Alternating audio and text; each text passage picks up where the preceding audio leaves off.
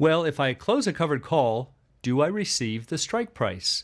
This is a question we get quite often, and I just received it by email the other day from one of the traders, a new one in our group, who was experimenting with some paper money trades. He was putting in some covered calls. He would turn right around and close it and said, why am I not receiving the strike price?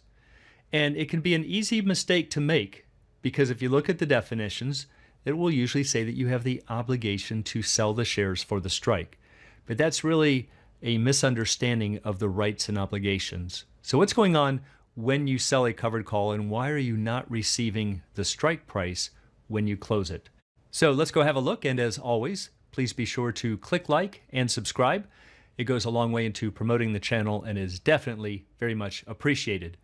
So for starters, let's do a quick recap of a covered call. Remember, it's a strategy where you are going to buy 100 shares, or maybe you already have the shares in the account. That'll work too. And then you would sell one call. And it's always in a 1-to-1 ratio.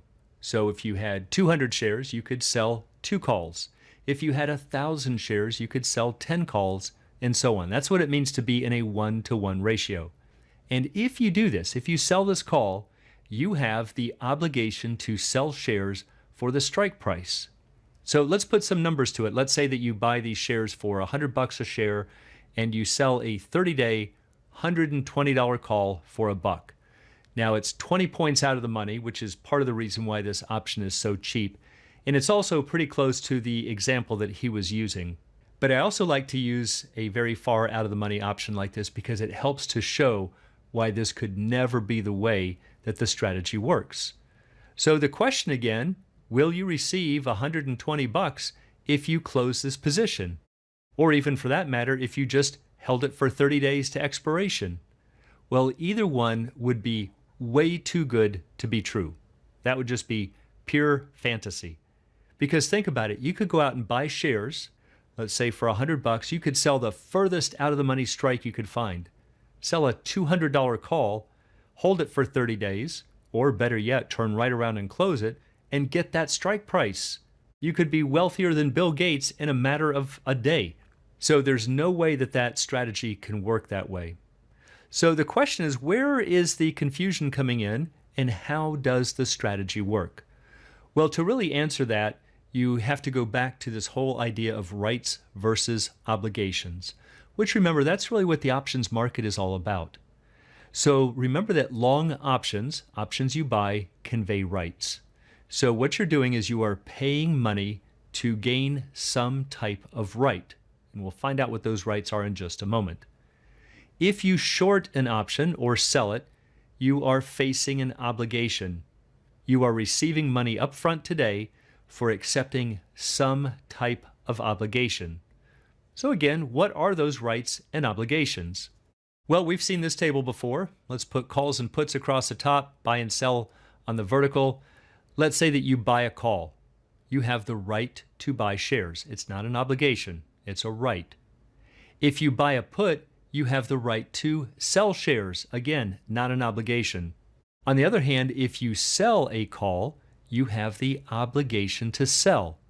And notice that this is exactly opposite of the buyer's rights. The opposite of right is obligation. The opposite of buy is sell. And so we know that the call seller has the obligation to sell. The put seller, being on the opposite side of the put buyer, would also have the opposite set of transactions here. The put seller would have the obligation to buy. Once again, the opposite of right is obligation, and the opposite of sell is buy.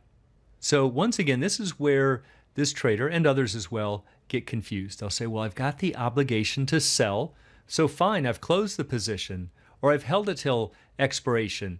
I'm willing to oblige and sell these shares for the strike. Why am I not selling these shares? Well, good question. So how do you get the money? Well, let's go back to our example. You buy 100 shares for $100. You sell this 30-day $120 call for $1. Your maximum gain is $21, and that's because you always keep the premium from selling the option. But you might also capture a capital gain here if the stock moves from 100 to 120. That's an extra $20, so that's where that $21 maximum gain is coming from. But the question we're trying to answer is, how do you know if you're going to receive this $120 strike? How do you get the money? So here is the risk graph at expiration for a covered call. Notice we get our bend at the strike, so it's right there at 120. But remember that the stock is down here at 100. And in order for the long position, the long call buyer, to find it worthwhile to exercise, that stock would have to be above 120. So it's got to get all the way up here or higher. That's a 20% gain. And only then will you receive the $21 total. Now, you'll always keep the dollar premium from the option, but in order to get this additional $20, you're going to need to see that stock at 120 or higher. Now, just as a little side note, even that is not really technically correct because, again, it's up to the call buyer. Let's say the stock is at 120 or maybe 120.10. And so you think, oh, I'm going to lose my shares. Not necessarily, because it's up to the call buyer to exercise. And the call buyer might say, you know what, it's only 10 cents in the money. I don't want to hold the shares. They're really risky right now. I'm just going to let my option expire worthless. And he can certainly call the broker and say, do not exercise if it's in the money. So the only way that you know for sure that you're going to sell those shares is on Monday morning to see if you actually get assigned. But in the meantime, you are holding all of the downside risk. This is the reason you were paid for selling that call. Somebody else, the call buyer, wants you to hold all of this downside risk for the next 30 days or however long it is until expiration. That's why they're willing to pay that premium. And of course, there's no guarantee that stock is going to get up here. So in an example like this, where the option is fairly far out of the money, it's a slim chance. Chances are you're not going to see the $120 from that strike. But the point is that this is what has to occur before it's even worth somebody's time as the call buyer to exercise. So no, just because you bought the shares for 100 and sell the 120 call, you cannot turn around and close the position and therefore get your 120. Again, that would just be way too good to be true. So the things to remember is that if you sell a call, you have a potential obligation to sell shares. It's up to the call buyer to exercise. And of course, that's something you can't control. So if the call buyer exercises, then and only then do you get assigned. And only then will you receive the strike for those shares. So the main thing to remember is that before you enter a covered call, be sure you're willing to assume the risk. That risk is to the downside. And if you're not willing to assume that risk, be careful about selling a call because you are not going to be assured of receiving that strike. Once again, you'll only receive the strike if the call buyer exercises. And so for anyone who'd like to learn more about the arts and science of options trading, please check out the Alpha Trader course, Strategy Lab, and a technical analysis course. It's all at optionsatoz.com.